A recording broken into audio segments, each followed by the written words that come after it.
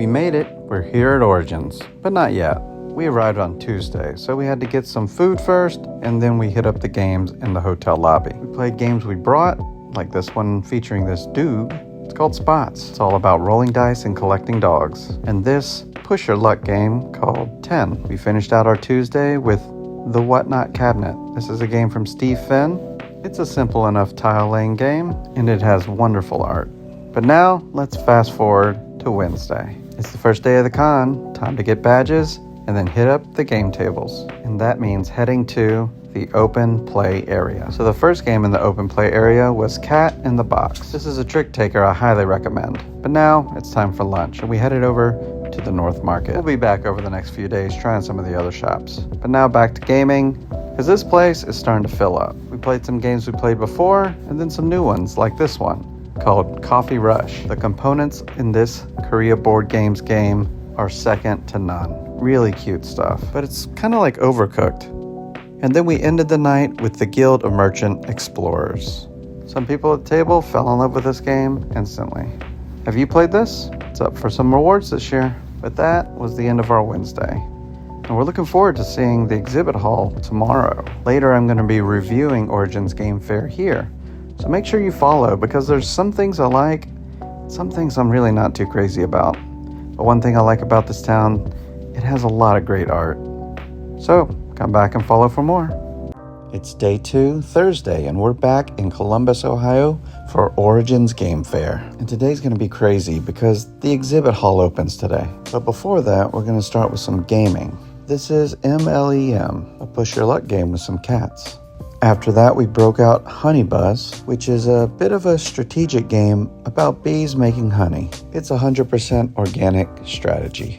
After that, the exhibit hall was open, so it was time to check out these exhibitors at Origins Game Fair. We started at the publisher Allplay to experience A Message from the Stars. If you like games like Decrypto or Turing Machine, then you would like this game. And this wouldn't be the last time we played it today. After that, the designer of Cafe Bars told us how to play the game, which is coming out at Gen Con. And then we ran to our old pal Eric Lang. Melissa gets her picture taken with them every chance she gets since 2014. After that, I talked to some folks about Game Train USA, passed by this thing, asked me my opinion about it, and then we played a trick taker called Xylotar. It wasn't really for us, but then we checked out another game right next to it called Sandbag. This is also a trick taker, and it's more up our alley. That was enough of the exhibit hall for now. We returned to the gaming hall and played In the Footsteps of Darwin, which is a super light game, easy to learn. Ronald brought a copy of Papa You all the way from France. It was really cool playing this outside of Board Game Arena. But we had an appointment, so it's time to return to the exhibit hall. So we checked out this game called Sushi Boat. The production was over the top, and it had a really great table presence.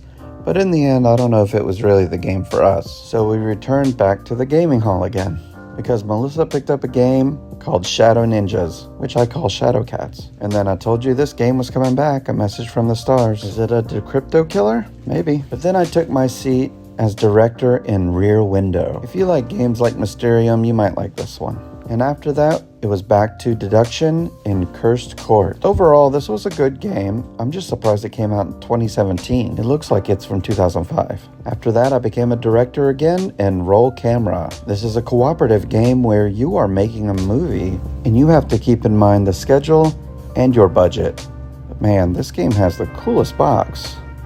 And that was the last game for the night. We walked across the street to get some late night slices, and tomorrow's gonna be quite a packed day. We're doing an escape room plus lots more gaming.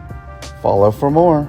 Good morning. It's day 3 at Origins Game Fair in Columbus, Ohio, and we're starting the day in the hotel lobby playing Sandbag, a new trick taker from Bezier Games. After that, we walked over to the exhibit hall for a quick peek, but it was time to get over to our appointment at the escape room. This escape room was located across the street from Origins, so it was a no-brainer that we had to check this out. And of course, we got out of there with time to spare. The streak continues. After that, we checked out the Pride Gamers of Columbus and played our games in the shadow of this humongous King of Tokyo. We started with Sandbag again, not pictured, and then we continued with Captain Flip. But then things got mean when we pulled out Papa You. If you want a mean trick taker, this is the one for you.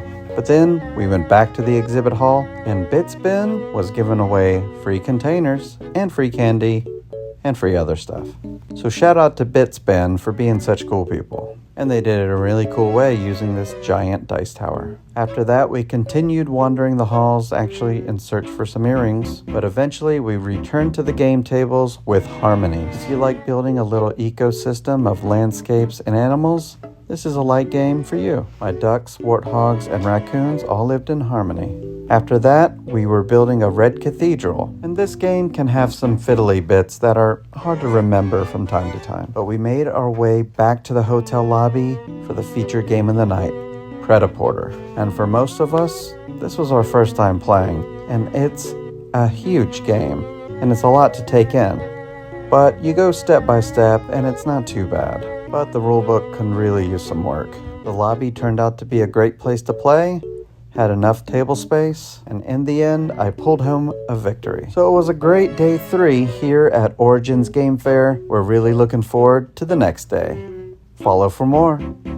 It's the final day, day 4 of Origins Game Fair in Columbus, Ohio. And I'm kind of sad it's coming to an end. We're not able to stay on Sunday, so we got to make the most of this Saturday afternoon. First, by heading to the virtual flea market meetup, we have 42 games to sell, several to pick up, and for once everybody showed up. It was probably the most madhouse part of the convention. After that, we headed to the gaming hall, and our first game of the day was Charcuterie. This is one of those games that make you hungry, but it's light, it has an I split you choose mechanic, and I recommend it. Here's my final board. After that, we broke out one of Melissa's flea market picks called That Old Wallpaper from AEG. This game looks like a little filler, but don't be fooled because there's some strategy going on here. After that, a classic, Mbongo 3D. And then a new game with our friend Deep Thought, Words of a Feather. This game was so light, we played it again and made up our own rules to make it a little heavier. After a quick run to the North Market for the last time, I picked up Summit from Inside Up Games. Then it was back to the gaming hall to close out our day. It's almost become a tradition to break out a Steffenfeld game, and this time I pulled out Bonfire. This game still holds up, but I did a very terrible job in it. After that, we had to work together in Alliterati. In this game, you have to make words that fit certain categories and do so while the Alliterati tries to stop you. And then for the third time this trip, a message from the stars came back out again. Decrypto, look out, because this game from All Play is not playing. We decided to end our convention with a lighthearted game called Rival Restaurants. And when I say lighthearted, it was actually quite cutthroat, but in a funny, silly way. I think it set a good tone to the end of the convention.